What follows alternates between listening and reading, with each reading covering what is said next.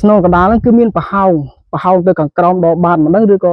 យ៉ាងម៉េចមិនដឹងដោយសារគេខាំងគឺអត់ឲ្យយើងចូលទៅមើលទេគ្នាដោយសារគ្រោះថ្នាក់អញ្ចឹងណាឃើញអត់ដុំថ្មមួយដុំគឺរាប់តោនណាហើយមួយនោះមិនដឹងថាប្រហែលតោនទេមួយដុំនោះហើយបានអីលើកគឺទៅអស់ចានោះស្នាមចោះនោះសូមស្វាគមន៍ក៏ដូចជាសួស្តីទៅដល់ពុកម៉ែបងប្អូនទាំងអស់គ្នាដែលបានទស្សនាវីដេអូមួយនេះអញ្ចឹងវីដេអូរបស់យើងថ្ងៃនេះគឺដំណើរកំសាន្តមកកាន់តំបន់ប្រាសាទកោះកេរដែលជារាជធានីមួយរបស់ព្រះបាទជ័យវរ្ម័នទី4អញ្ចឹងដើម្បីកុំឲ្យខាតពេលយូរតោះយើងទស្សនាវីដេអូពេញទាំងអស់គ្នានិយាយទៅបើក្បាលវីដេអូមកគឺសូយកតែម្ដងយើងបានធ្វើដំណើរទៅដល់ប្រាសាទកោះកេរហើយដល់ផ្លូវចូលហើយប៉ុន្តែត្រូវបកមកវិញដោយសារម៉ូតូធ្លាយអញ្ចឹងមកប៉ះកង់សិនសាំខ្លាំងមែនតើបងត្រូវមានទីសវត្តអីមែនបាទអូចាំមានកណត់ម៉ោងចេញទៅវិញទេបង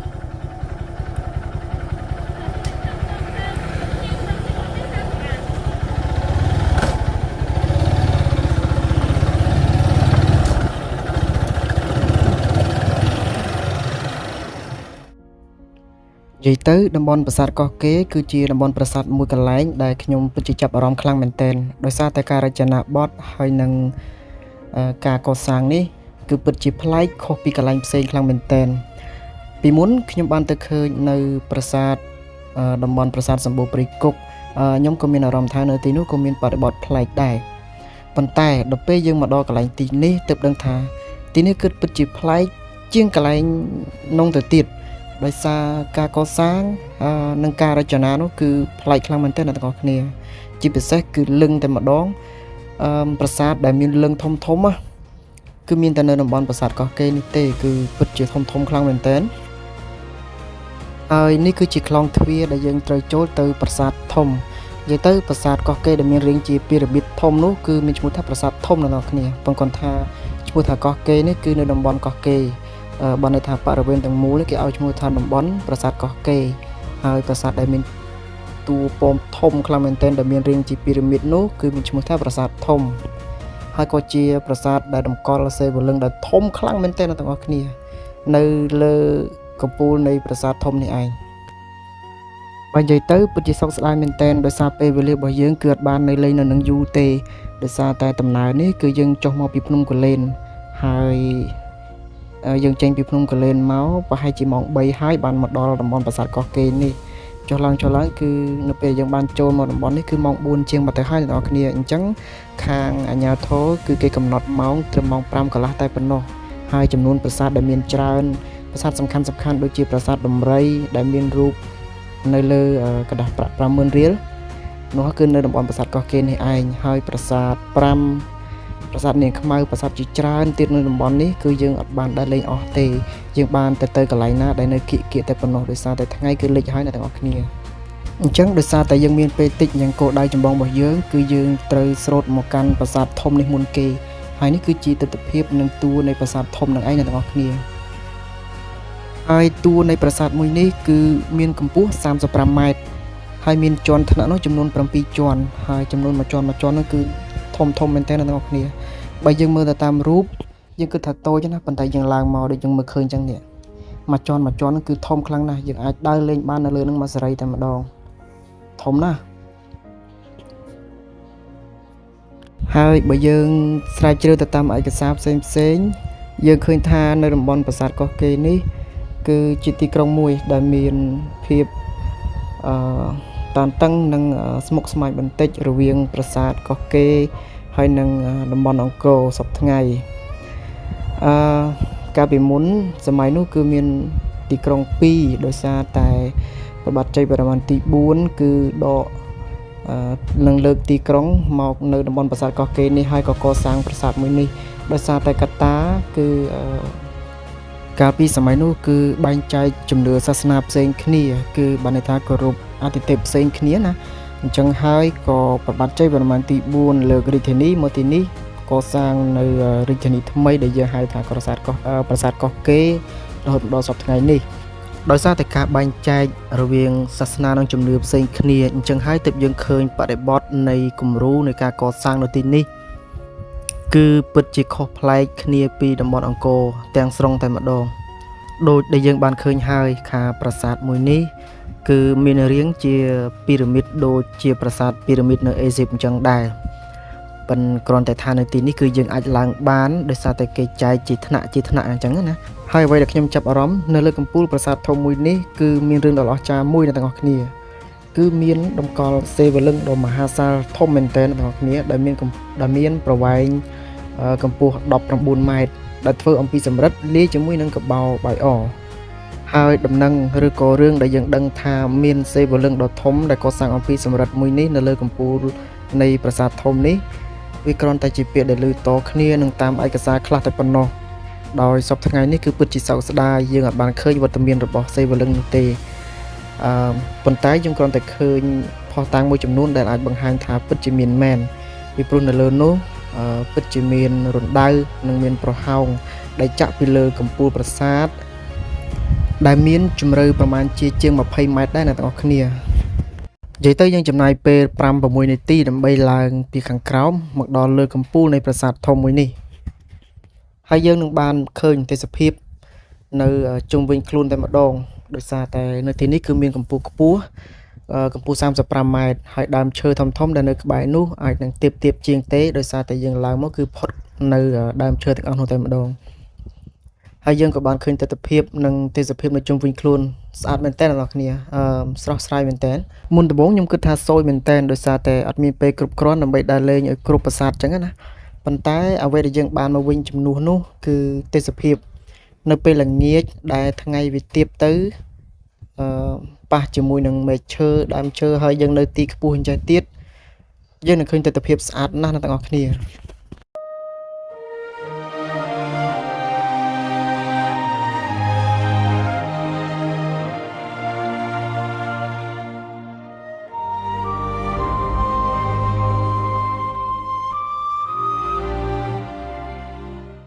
ហើយដោយដែលអ្នកទាំងអស់គ្នាបានឃើញនេះគឺជារណ្ដៅដែលខ្ញុំបានប្រាប់តាំងពីដើមនោះមកគឺមានជម្រៅទៅខាងក្រោមពីលើនេះទៅគឺជាង20ម៉ែត្រនេះគឺតាមដំណឹងដែលយើងដឹងមកតគ្នាប៉ុន្តែឯកសារជាក់លាក់នោះគឺយើងអត់ដឹងច្បាស់ទេអ្នកទាំងអស់គ្នា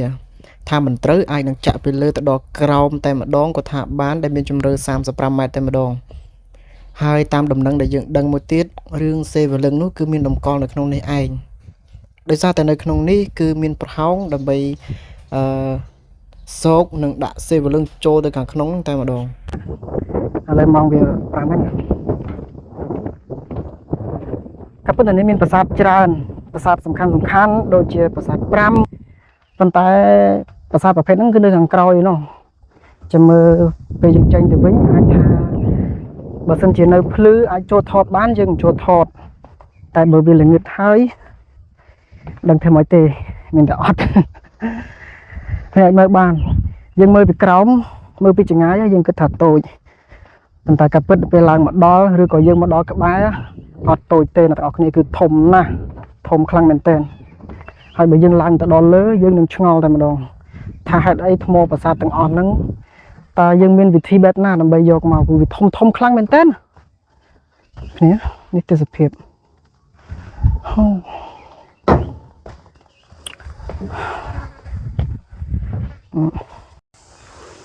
និយាយទៅចដើពិតប្រកបគឺនៅខាងមុខអ្នកនរគ្នាអ្នកខាងមុខនេះប៉ុន្តែតាមដែលយើងមើលឃើញរាល់ថ្ងៃនេះណាចដើហ្នឹងបើសិនជានៅល្អក៏យើងមិនអាចឡើងបានដែររាល់ថ្ងៃនេះដោយសារអីគឺវាចោតដល់ឡើងចង់ត្រង់បាត់អីហ្នឹងចោតខ្លាំងមែនតែម្ដងអាចដើដែលយើងឆ្នៃខាងក្រោយហ្នឹងឆ្នៃតាមក្រោយនេះឡើងសពថ្ងៃនេះអាចថាយើងឡើងបានប៉ុន្តែយើងនៅតែមានអារម្មណ៍ថាវាចោតសម្រាប់យើងតែបើសិនជាប្រៀបនឹងចដើចាស់មួយនេះយើងគិតថាមនុស្សយើងសម័យឥឡូវនេះគឺយើងអាចឡើងរួចទេឡើងរួចទេដាច់ផ្ងាមកក្រោយហើយប៉ុន្តែដូនតារបស់យើងគឺគាត់ធ្វើបែបនេះសូម្បីតែនៅអង្គរវត្តក៏ដោយប៉ុន្តែនៅអង្គរវត្តអាចឡើងបានមិនចោតបែបនេះពេកអានេះឡើងចង់ត្រង់ទៅហើយអ្នកគ្នាឡើងចង់ត្រង់ហើយគឺឡើងរួចទេហើយបើនៅអានោះអាកន្លែងចុងតម្លាក់កកនោះវិញមិនដឹងថាធ្វើដើម្បីឡើងឬក៏គ្រាន់តែធ្វើដើម្បីបិឆោតឬក៏យ៉ាងម៉េចយើងអត់ដឹង តែបើថាឡើងវិញគឺឡើងរួចទេវាចោតពេកណាអ្នកន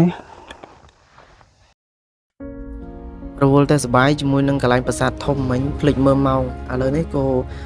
ថ្ងៃក៏ចាប់ផ្ដើមទៀបមែនទែនហើយបងប្អូនគ្នាអញ្ចឹងយើងធ្វើដំណើរទៅកន្លែងផ្សេងទៀតនៅតាមផ្លូវដែលយើងបានធ្វើដំណើរមកហ្នឹងគឺមានប្រាសាទច្រើនទៀតអញ្ចឹងយើងចូលកន្លែងណាដែលយើងអាចចូលបានគឺយើងចូល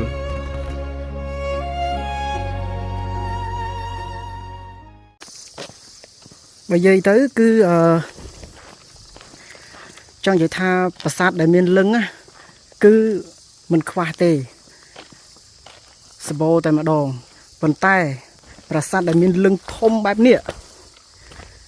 គឺនៅមានតែនៅទីនេះតែមកកន្លែងគុតអ្នកទាំងអស់គ្នាធំខ្លាំងមែនទែននេះយើងមើលអញ្ចឹងអត់ដឹងទេអ្នកគ្នាដោយសារខ្ញុំទាញកាមេរ៉ាឲ្យវាវាយតែបើសិនជាឧទាហរណ៍ថាយើងចូលអោបឧទាហរណ៍យើងចូលអោបមនុស្ស2នាក់ទៅអោបជុំមកអស់ដៃមនុស្ស2នាក់ទៅអាចអោបជុំតាមមើលទៅនេះធំណាស់ហើយនៅគីនេះក៏មានក្បូរក្បាច់ដែរយើងអត់ដឹងថាមានដំបូលទៀតឬក៏មិនទេប៉ុន្តែសប្តាហ៍ថ្ងៃនេះគឺអត់មានដំបូលទេខាងលើគឺជាហោធ្លុងអូលឹងនេះគឺលឹងមែនតែនបងធំអូខេអ្នកនរគ្នាដោយសារតែថ្ងៃក៏ទេហើយនេះល្ងាចហើយចិត្តលិចហើយម៉ោង5:20នាទីហើយអញ្ចឹងយើងក៏ដល់ពេលត្រូវធ្វើដំណើរទៅវិញដែរអ្នកនរគ្នា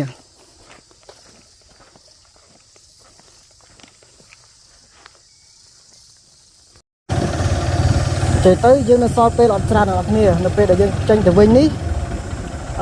ឃើញប្រាសាទណាគឺយើងចូលបន្តិចមើលកន្លែងណាដែលតំណងចូលគឺយើងចូលនៅកន្លែងនេះគឺខ្ញុំគិតថាតំណងអញ្ចឹងចូលបន្តិចផ្លែតសិនមើលឈ្មោះសិនឈ្មោះអីប្រាសាទអណ្ដូងគុកអញ្ចឹងប្រាសាទមួយនេះឈ្មោះថាប្រាសាទអណ្ដូងគុកអ្នកនរគ្នាស្ងាត់ឈឹងមែនតែនដោយសារតែឥឡូវវាល្ងាចខ្លាំងហើយអត់មានមនុស្សទេយើងមានតែយើងម្នាក់ឯងហើយពេលនៅកណ្ដាលព្រៃស្ងាត់ឈឹងយើងដូចមានអារម្មណ៍ថាស្រាវដែរអត់បានចូលគ្រប់កន្លែងទេអ្នកនរគ្នាដូចជាប្រាសាទដំរីអី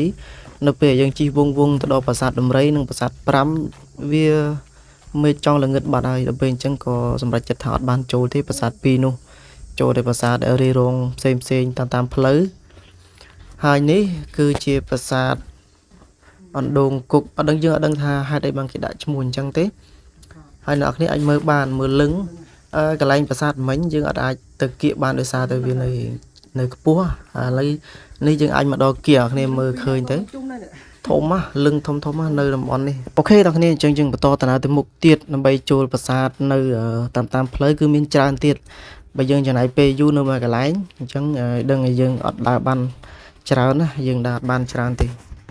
ហើយប្រាសាទមួយនេះគឺមានឈ្មោះថាប្រាសាទក្រចាប់អ្នកនរគ្នាយើងអត់ដឹងទេថាហេតុអីបានគេដាក់ឈ្មោះថាប្រាសាទក្រចាប់អញ្ចឹងណា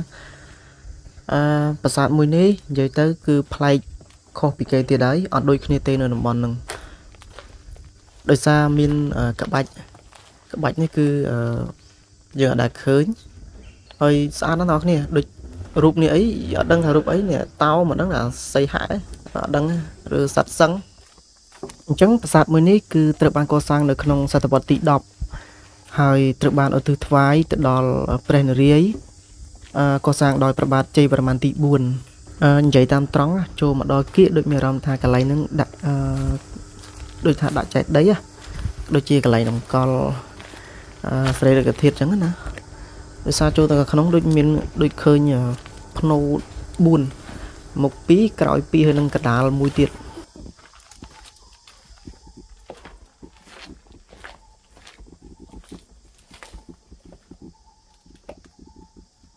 នេះអ្នកនេះអាចមើលទៅនៅខាងឆ្វេងដៃខ្ញុំនោះគឺមានកន្លែងដូចជាភ្នូអញ្ចឹងនោះមួយនៅខាងស្ដាំដៃ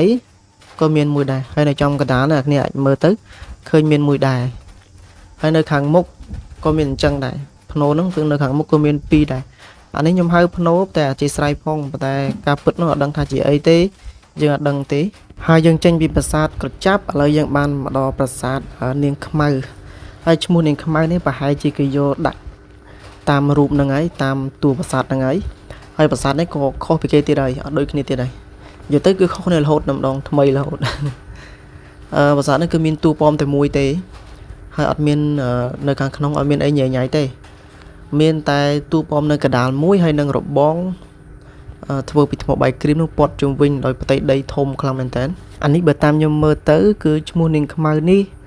គឺយកទៅតាមតួប្រាសាទនឹងឯងហើយតែបើអញ្ចឹងដោយសារតែតួប្រាសាទនោះគឺធ្វើពីថ្មបាយក្រៀមហើយខ្មៅក្រឹបមកណាគ្នាអត់ដឹងមិនដោយសារតែទុកយូរទៅថ្មហ្នឹងវាប្រែទៅជាពណ៌ខ្មៅអញ្ចឹងតែម្ដងមើលលក្ខណៈទៅជាក្លឹមថ្មណាខ្មៅក្រឹបហើយមើលទៅដូចជានៅរឹងមាំណាស់អ្នកគ្នាស្អាតអត់តន់ខូចទេអត់តន់បាក់បែកទេថ្មីចេះមើលខ្មៅក្រឹបតែម្ដងស្អាតណាស់គ្នាធ្វើពីថ្មបាយក្រៀមមែនប៉ុន្តែប្រាសាទដែលធ្វើពីថ្មបាយក្រៀមពីច្រើនខ្ញុំឃើញដួលឲ្យបាក់បែកអញ្ចឹងណាហើយតែប្រាសាទមួយនេះនៅថ្មីជ្រៅនៅល្អមកជុំនិយាយទៅខ្ញុំទៅសើការកសាងប្រាសាទនេះគឺអ្នក design គឺសាហាវនិយាយទៅនៅក្រុមប្រាសាទទាំងអស់ហ្នឹងគ្រប់ប្រាសាទដាច់ដោយឡែកពីគ្នានេះគឺម៉ូដខុសគ្នាទាំងអស់តែម្ដងអូខេអ្នកនេះយើងបន្តទៅមុខទៀតហើយនេះគឺជាប្រាសាទ5អ្នកទាំងអស់គ្នាការពិតប្រាសាទ5នេះគឺសំខាន់ប៉ុន្តែដោយសារតែយប់ហើយខ្ញុំអត់ហ៊ានចូលទេអញ្ចឹងវីដេអូយើងគឺចប់ត្រឹមហ្នឹងហើយអ្នកនរគ្នាអរគុណដែលបានទស្សនាវីដេអូជួបគ្នានៅវីដេអូក្រោយ